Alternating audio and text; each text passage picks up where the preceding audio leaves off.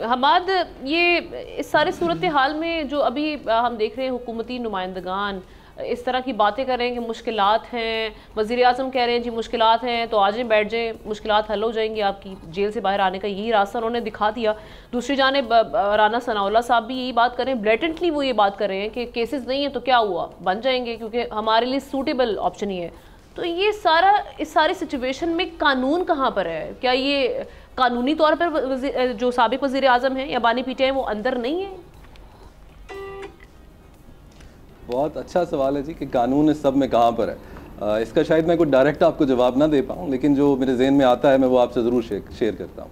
राना साहब ने जो कहा है, उन्होंने बात कही है कि मज़ीद मुकदमात बन सकते हैं, अभी हुकूमत का मूड नहीं है उनको कि वो बाहर आएँ, इमरान खान साहब। दूसरी तरफ शहबाज शरीफ साहब फरमा रहे हैं कि मैं मुफाहमत चाहता हूँ।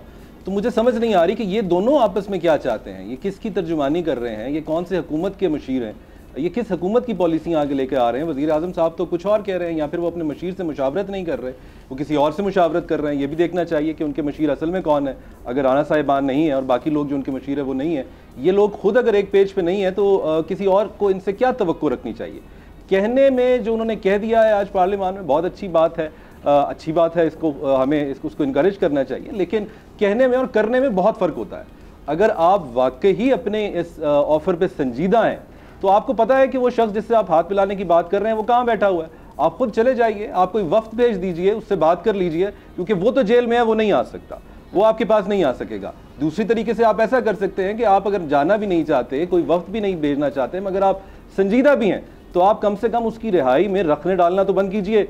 आप अपने इदारों को, अपने कानून नाफिज करने वाले इदारों को, प्रोसिक्यूशन को जो आपके अंडर आते हैं, उनको ये इंस्ट्रक्शंस दीजिए कि जो भी मुकदमात करने हैं एक ही वक्त में कीजिए, एक के बाद एक वक्फे से मत कहें ताकि सिर्फ उसकी रिहाई को रोका जाए। ये आपका कॉन्डक्ट है, आपके अल्फाज मुख्तलिफ हैं। हम अपनी तारीख से सीखते हुए नजर नहीं आते, हम हर वक्त पॉलिटिकल विक्टिमाइजेशन की बात होती है। भुट्टो साहब का केस हमारे सामने आज तक चलता रहा है, हम अपने माजी से सीखते दिखाई नहीं दिए। मुझे ऐसे, बल्कि भुट्टो साहब के केस को देख के तो ऐसा लगता था कि शायद हम अपनी कज़ा नमाजें अदा करने में तो दिलचस्पी रखते हैं, लेकिन जो इस वक्त हुक्म अजान है उसको पूरा करने में हमारी कोई दिलचस्पी नहीं है। हम अगर अभी अपने माजी करीब के ऊपर भी बात करें तो बेतहाशा मिसालें हैं जहाँ पॉलिटिकल विक्टिमाइजेशन की बात हो रही है। वो आज भी हो रही है, वो कुछ 2 साल 3 साल पहले भी हो रही थी। जस्टिस मुश्ताक अहमद साहब ने यहाँ तक कहा था कि ओपन सीक्रेट है, लाहौर हाई कोर्ट के जस्टिस है, उन्होंने कहा था कि ओपन सीक्रेट है कि पाकिस्तान में पॉलिटिकल विक्टिमाइजेशन होती है।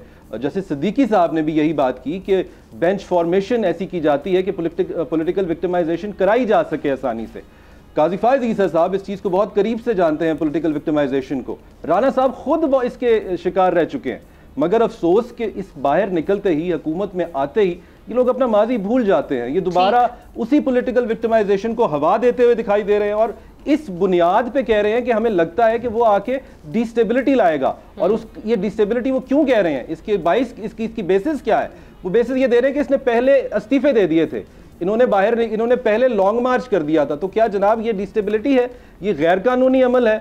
अगर ये इस्तीफे देना, ये लॉन्ग मार्च करना डिस्टेबिलिटी है और गैर कानूनी अमल है, तो फिर तो वोट ऑफ नो कॉन्फिडेंस भी यही हुआ। फिर तो डिस्टेबिलिटी और गैर कानूनी अमल वहां से शुरू हुआ। जैसे वो कानूनी और जमहूरी अमल था, वैसे इमरान खान साहब का ये कानूनी और जमहूरी अमल है।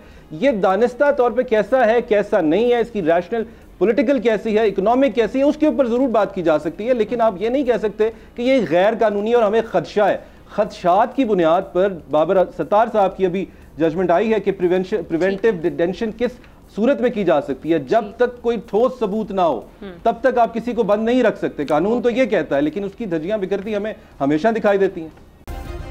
सब्सक्राइब करें और बेल दबाएं ताकि कोई खबर रह न जाए।